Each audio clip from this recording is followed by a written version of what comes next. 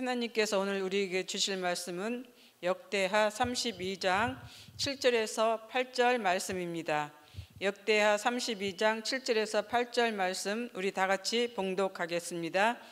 너희는 마음을 강하게 하며 담대히 하고 아스로 왕과 그를 따르는 온 무리로 말미암아 두려워하지 말며 놀라지 말라.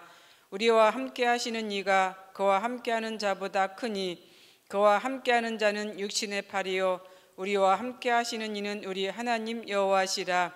반드시 우리를 도우시고 우리를 대신하여 싸우시리라 하며 백성이 유다 왕 히스기야의 말로 말미암아 안심하니라. 아멘. 이스라엘과 이란과의 전쟁이 한때 긴장했던 곳이 호르무즈 해협이죠. 호르무즈란 이름은 이란에서 6km 떨어진 그 섬 이름입니다. 그래서 그 이름을 따서 호르무즈 해협이라고 이렇게 부릅니다. 이 해협은 폭이 아주 좁습니다. 폭이 좁다 보니 이란이 육지에서도 지나가는 배를 이제 공격할 수 있는 그런 위치라고 합니다. 미국이 이란의 핵시설 3곳을 공습하자 이란 의회가 보복 차원에서 당일날 곧바로 호르무즈 해협을 봉쇄하겠다고 의결을 했습니다. 그래서 전 세계가 긴장했던 일이 있습니다. 다행히 지금은 이스라엘과 이란이 명목상으로는 휴전을 했습니다. 잠시 긴장의 끈을 놓고 있지만 그러나 언제든지 이 호르무즈 해협은 위협이 될 수가 있습니다. 그렇다면 왜 이 해협 때문에 전 세계가 긴장하게 됐을까? 이곳은 전 세계적으로 석유 무역과 또 액화, 천연가스의 무역이 이루어지는 곳입니다. 그래서 호송 통로이죠. 만일 이 해협이 봉쇄된다면 석유의 운송망이 마비가 돼서 국제 유가가 급등을 하게 됩니다. 특히 우리나라 같은 경우는 중동산 원유를 99% 수입을 합니다. 그래서 이 해협이 봉쇄가 된다면 한국은 곧바로 경제 마비가 될 수 있습니다. 그래서 이 해협이 봉쇄된다면 전 세계적으로 우리나라뿐만 아니라 위협이 되는 그러한 곳이죠. 오늘 말씀이 이와 비슷합니다. 히스기야 왕이 2차 종교 개혁을 마친 후에 이제 곧바로 산헤립이 쳐들어왔습니다. 전쟁이 시작된 것이죠. 이때 히스기야는 방백들과 의논을 합니다. 의논을 해서 성 밖의 모든 물 근원을 이제 막아버립니다. 조금 전에 제가 말씀드렸던 그 호르무즈 해협, 그 이란의 상황과 비슷한 것이죠. 여기서도 히스기야 왕은 방백들과 의논을 해서 이제 예루살렘 주변에 있는 물 근원을 다 막아버린 것이죠.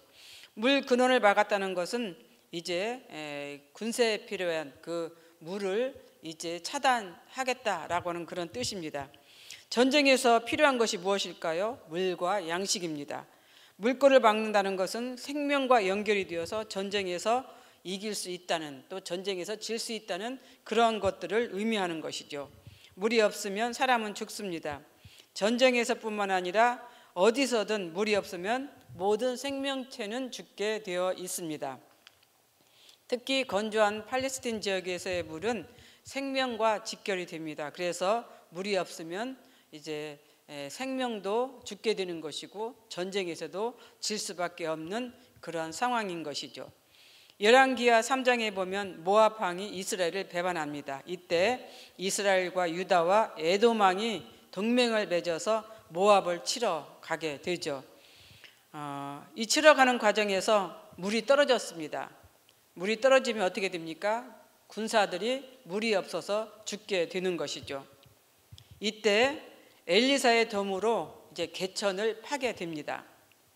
개천을 봤더니 거기서 물이 이제 흘러 나왔던 것이죠. 그 흐르는 물이 피빛으로 보여서 모압은 싸움도 하지 않고 전쟁에서 지게 됩니다. 이렇듯 물은 일반 사람들뿐만 아니라 특히 전쟁에서의 아주 중요합니다. 히스기야가 산헤립의 군대가 쳐들어오자 이 방법을 통해서 적들의 생명줄을 끊었을 뿐만 아니라 이 상황을 통해서 또 유다가 이기게 됩니다. 두 번째, 히스기야는 전쟁이 일어난 상황에서도 무너진 성벽을 보수하고 망대를 높이 쌓고 또 다윗성을 견고하게 합니다. 무기와 방패를 만들고 또 한편으로는 군대와 지휘관들을 세워서 이제 성문 광장에 나가서 거기에 모인 무리들에게 안심하라고 이렇게 말도 합니다. 생각해 보세요. 전쟁이 일어났는데 히스기야 왕이 이렇게 여유를 부릴 수가 있을까? 여유를 가질 수가 있을까? 절대 할 수 없는 그 상황입니다. 그런데 전쟁이 일어났음에도 히스기야 왕은 지금 이와 같은 상황을 이제 진행시키고 있습니다. 이 상황을 한번 생각해 보세요. 절대로 할 수 없는 그러한 이제 상황이었다라고 하는 그런 것입니다. 적들과 나가서 적들과 싸워야 되는데 오히려 그 성 안을 다지고 있는 이 모습, 이런 여유, 이것은 어디에서 왔을까? 히스기야가 이렇게 여유를 가질 수 있었던 그 힘은 하나님에게로부터 옵니다. 사느렙이 쳐들어왔던 것은 지금은 2차입니다. 1차 때에도 히스기야 왕 때 쳐들어왔었어요.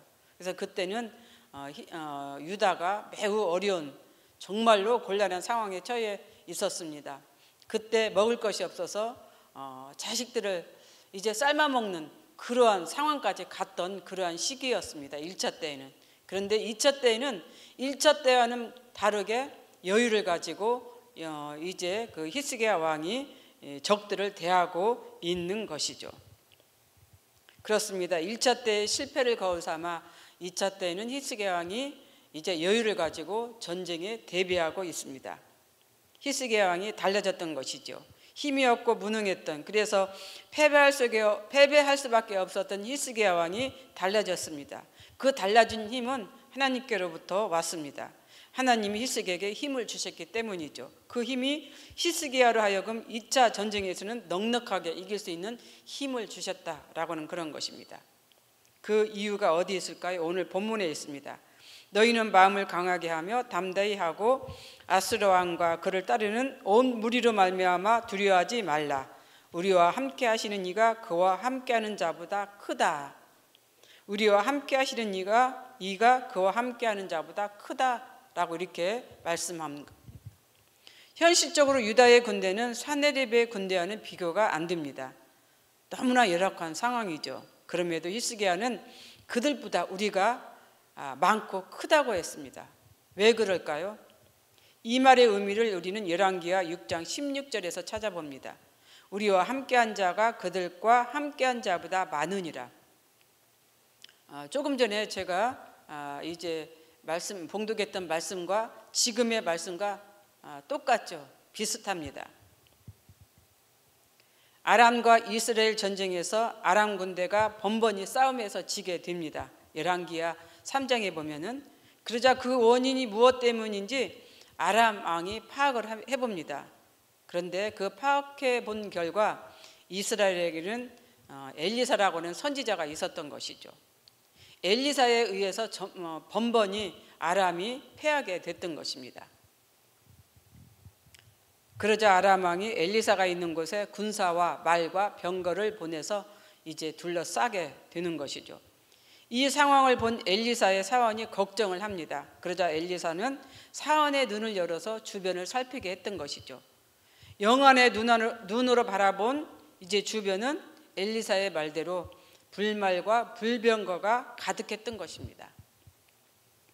히스기야의 마음에도 이런 믿음이 있었던 것이죠. 비록 엘리사의 사원처럼 영안의 눈이 열려서 불말과 불병거를 본 것은 아닙니다. 하지만 하나님께서는 분명히 유다와 함께 하실 것을 이제 히스기야 왕은 믿었던 것이죠. 하나님께서 유다와 함께 하고 계시는 것을 본 것입니다. 믿음의 눈으로 본 것이죠. 분명히 하나님께서 우리와 함께 하고 계시다는 것을 확신한 것입니다. 1차 때는 유다와 백성들이 하나님 앞에 바로 서 있지 못했습니다. 조상들이 숭배한 우상 단지들이 곳곳에 있었고 백성들은 산당에서 제사를 드렸습니다. 각자 소견에 좋을 대로 신앙생활을 했던 것이죠. 그런데 히스기야의 종교개혁을 통해서 유다는 성결해졌고 깨끗해졌습니다. 모세의 율법에 따라 유월절과 무교제를 지내고 또 제사장과 레위인과 백성들이 무엇을 해야 할지를 이제 알게 되었던 것이죠. 여호와 하나님을 경외하는 법을 알게 된 것입니다. 그래서 8절에 보면 그와 함께하는 자는 육신의 팔이요 우리와 함께하시는 이는 우리의 하나님 여호와시라. 반드시 우리를 대신하여 싸우시리로다. 하나님께서는 반드시 유다와 함께하셔서 싸우신다라고 하는 이 믿음을 히스기야 왕은 가졌던 것입니다. 확신했던 것입니다. 그렇습니다. 히스기야 왕은 반드시 하나님께서 우리와 함께 하신다는 것, 유다와 함께 하신다는 그 믿음을 가졌습니다. 그래서 전쟁에서 이기게 된다고 하는 이 확신을 가졌던 것이죠. 이 힘은 곧바로 하나님께 예배를 통해서 이제 가지게 된 것입니다. 종교개혁을 통해서 이 모든 힘을 얻게 되었다라고 하는 그런 것이죠. 전쟁은 여호와께 있습니다. 전쟁은 여호와께 속했다라고 성경 그렇게 기록하고 있죠. 남북 이스라엘 백성들이 불순종하고 죄를 지을 때마다 단골처럼 행해지는 것이 이 전쟁이었습니다. 그래서 그 전쟁에서 성공과 실패가 있었고 그 전쟁 속에서 실패와 성공은 이스라엘 백성들에게 달려 있었던 것이죠. 하나님께로 돌아오면 이기게 하셨고 그렇지 않으면 졌습니다. 물론 꼭 불순종과 죄 때문에 전쟁은 일어나는 것은 아닙니다. 그러나 전쟁은 여호와께 속했다라고 하는 이 말씀을 우리가 상고해 볼 때 전쟁은 분명히 하나님께 있고 그 전쟁이 왜 일어났는가라고 하는 것은 죄와 연결이 있다라고 하는 그런 것이죠. 때로는 지금의 히스기야 왕처럼 하나님을 경외할 때도 전쟁은 일어납니다. 그렇잖아요. 지금 종교개혁을 통해서 이스라엘 유다의 백성들이 여호와 하나님을 이제 경외하게 되었습니다. 그리고 히스기야 왕도 확실한 믿음 위에 서 있습니다. 그럼에도 전쟁은 일어났습니다. 왜 전쟁이 일어나게 됐을까? 그 전쟁을 통해서 하나님은 하나님의 존재 여부를 드러내신다라고 하는 그런 것이죠. 또한 믿음의 성숙을 위해서도 때로는 전쟁도 일어나게 한다라고 하는 것을 오늘 성경을 통해서 우리들에게 보여주고 있는 것입니다. 우리에게 믿음이 좋다고 해서 믿음에 서 있다고 해서 문제가 안 일어난다라고 하는 것은 아니다라는 것이죠. 그래서 때로는 우리가 믿음 위에 서 있을 때도 우리에게 문제도 일어날 수 있다라고 하는 것을 말씀해주고 있는 것입니다. 그렇습니다. 우리에게도 가끔은 생활에서의 전쟁이 있습니다. 그럴 때 우리의 믿음이 어떤가에 따라서 승리할 수도 실패할 수도 있다라고 하는 그런 사실입니다. 하나님을 믿고 의지하는 마음만 확실하다면 세상은 우리의 밥입니다. 오늘 또 하나님이 우리와 함께 하신다는 믿음을 가지고 세상을 향해서 힘차게 살아가는 우리 모두가 되었으면 좋겠습니다.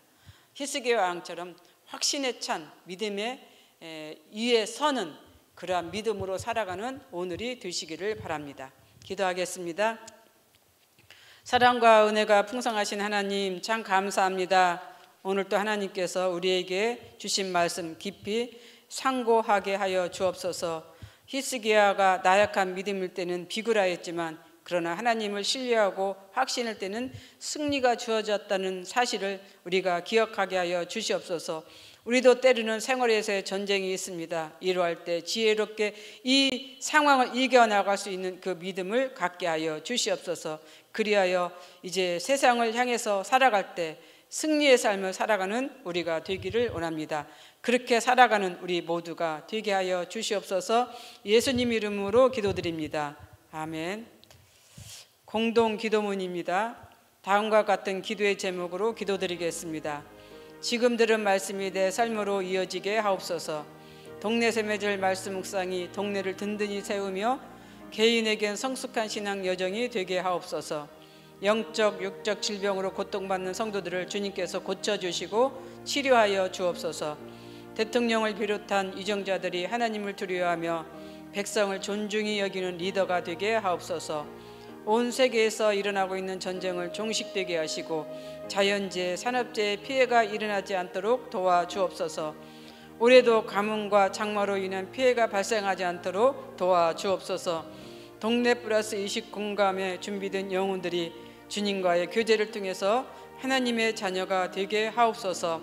이 시간 공동기도문과 개인의 기도 제목을 놓고 기도하신 후에 각자 삶의 자리로 나아가도록 하겠습니다. 기도하겠습니다.